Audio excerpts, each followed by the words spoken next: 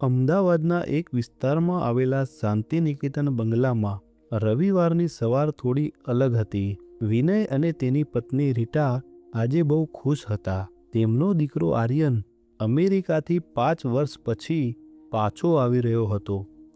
વિનયભાઈના પિતા એટલે કે રમણલાલ દાદા ગેલેરીમાં પડેલી પોતાની જૂની ખુરશીમાં બેસીને આ બધી દોડધામ જોઈ રહ્યા હતા. રમણલાલ દાદા એટલે આ ઘરનો પાયો, જેમણે નાની એવી નોકરી કરીને વિનયને ભણાવ્યો અને આટલો મોટો બિઝનેસમેન બનાવ્યો. પણ આજે એ જ ઘરમાં રમણલાલ એક ખૂણાના રૂમમાં સીમિત થઈ ગયા હતા. બપોરનો સમય થયો અને આર્યન આવ્યો. ઘરમાં ઉત્સવ જેવો માહોલ હતો.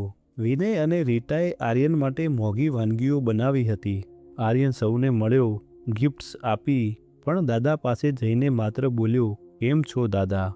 બસ આટલું જ કહીને પોતાના રૂમમાં જતો રહ્યો. સાંજ પડી. સાંજે બધા જમવા બેઠા અને જમતી વખતે ચર્ચા શરૂ થઈ. "પપ્પા," વિનયે રમણલાલ તરફ જોઈને કહ્યું, "આર્યન કહે છે કે હવે આપણે આ મોટો બંગલો વેચીને સેટેલાઇટ વિસ્તારમાં એક આધુનિક સ્માર્ટ અપાર્ટમેન્ટમાં શિફ્ટ થઈ જવું જોઈએ. ત્યાં ક્લબ હાઉસ છે, જીમ છે અને બધું લેટેસ્ટ છે."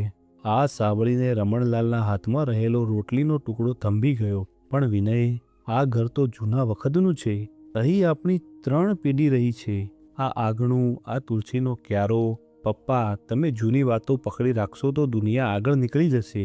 રીટાએ વચ્ચે ટાપસી પુરાવી, "ત્યાં સુરક્ષા વધુ છે અને અમારે ઓફિસ પણ નજીક પડશે." રમણલાલ રાત્રે ઊંઘી ન શક્યા. તેમને યાદ આવ્યું જ્યારે વિનય નાનો હતો અને બીમાર પડ્યો હતો ત્યારે તેમણે પોતાનું ગામડાનું ખેતર વેચીને શહેરના આ ઘરમાં વસવાટ કર્યો હતો, જેથી વિનયને સારી હોસ્પિટલ અને શિક્ષણ મળી રહે. આજે એ જ ઘર વિનયને જૂનું અને બિનજરૂરી લાગતું હતું. બીજા દિવસે વિનયે બ્રોકરને બોલાવ્યો. બ્રોકરે આખા ઘરની મુલાકાત લીધી. જ્યારે તે રમણલાલના રૂમમાં આવ્યો ત્યારે તેને એક જૂની લાકડાની પેટી જોઈ. "સાહેબ, આ પેટી પણ કાઢી નાખવી પડશે. નવા ફ્લેટમાં આ બધું નહીં શોભે." બ્રોકરે વિનયને કહ્યું.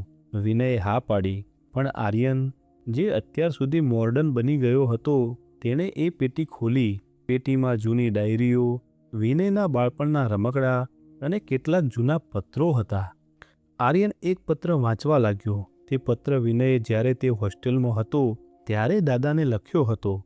"પપ્પા, તમે મારા માટે જે બલિદાન આપ્યા છે, હું ક્યારેય નહીં ભૂલું. આ ઘર મારા માટે મંદિર છે, કારણ કે અહીં તમારી મહેનતની સુગંધ આવે છે." આર્યને પિતા તરફ જોયું. વિનયના ચહેરા પર શરમની લકીરો ખેંચાઈ ગઈ.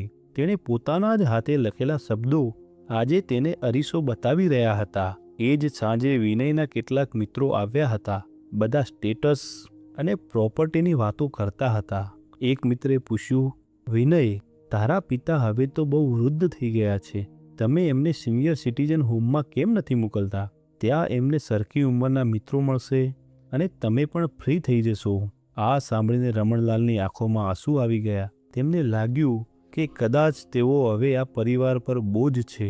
પણ વિનય કંઈ બોલે તે પહેલાં આર્યન બોલી ઉઠ્યો, "કાકા, જે ઝાડના મૂળ કાપી નાખવામાં આવે ને, એ ઝાડ ક્યારેય ફળ નથી આપતું. દાદા અમારા ઘરના મૂળ છે. અમે ફ્લેટમાં જવાનો વિચાર મોડી વાળ્યો છે, કારણ કે સ્માર્ટ હોમ ટેકનોલોજીથી બને છે, પણ ઘર વડીલોના આશીર્વાદથી જ બને છે." વિનયે બ્રોકરને રવાના કરી દીધો. તેણે દાદા પાસે જઈને માફી માગી.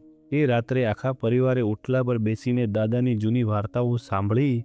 શહેરમાં રહેવા છતાં આજે તેમને ગામડા જેવી શાંતિનો અનુભવ થતો હતો. આ વાર્તા આપણને શીખવે છે કે ભૌતિક સંપત્તિ વધારવી એ ખરાબ નથી, પણ તેના માટે નૈતિક અને કૌટુંબિક સંબંધોનું બલિદાન આપવું એ મોટી ભૂલ છે. ઘરની દિવાલો રંગવાથી ઘર નવું નથી થતું, પણ ઘરમાં વડીલોના સન્માનથી ઘર જીવંત રહે છે. આજના જમાનામાં આપણી પાસે સ્માર્ટ હોમ છે, પણ સુખી ઘર ક્યાંક ખોવાઈ ગયું છે. આપણે વાઈફાઈથી આખી દુનિયા સાથે કનેક્ટેડ છીએ, પણ બાજુના રૂમમાં બેઠેલા પિતાના મૌન સાથે ડિસ્કનેક્ટ થઈ ગયા છીએ. શું આલિશાન ફ્લેટની લાલચમાં વર્ષો જૂના સંસ્કારો વેચાઈ જશે? તમારું શું કહેવું છે મિત્રો? કોમેન્ટમાં જરૂર લખજો.